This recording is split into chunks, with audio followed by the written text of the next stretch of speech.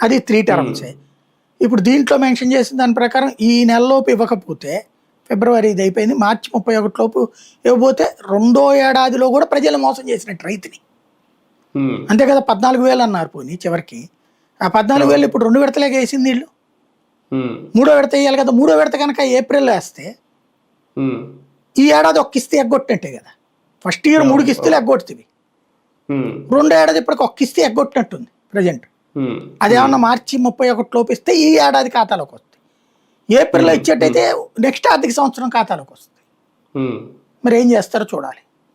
అంటే మేము ఒక భారీ బడ్జెట్ ప్రవేశపెడుతున్నాం, ఒక భారీ నెంబర్ చూపించి, అంకెలు పెద్ద చూపించి ఈ ఒక వ్యూహం ప్రకారం ఏమన్నా ముందుకెళ్తున్నారా?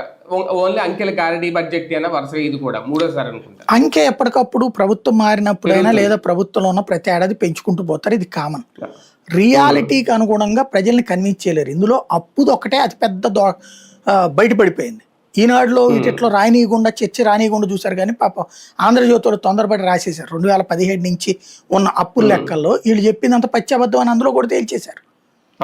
ఓవరాల్గా వచ్చేటప్పటికి 7.5 లక్షలు అటు. ఇప్పుడు 7.5 లక్షల కోట్లు అంటే చెప్పింది 14.5 లక్షల కోట్లు 5 ఏళ్ల క్రితం చెప్పారు, 3 ఏళ్ల క్రితం చెప్పారు వీళ్ళు కదా.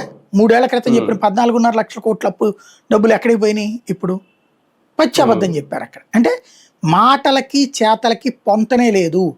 మూర్ఖంగా గుడ్డిగా మా నాయకుడు ఏది చెప్తే అది రైట్ అంటే రైటు, రాంగ్ అంటే రాంగ్ అని గుడ్డిగా భ్రమించే వాళ్ళ కోసం చేస్తున్నారు. ఆదాయ మార్గాలు ఏమైనా పెంచుకుంటారా? ఏముంది ఇప్పుడు పెంచాలంటే లెక్కర్ షాపులకు సంబంధించిన దాంట్లో ఆదాయం ఏం పెంచుకుంటున్నారు? వ్యక్తులు పెంచుకుంటున్నారు.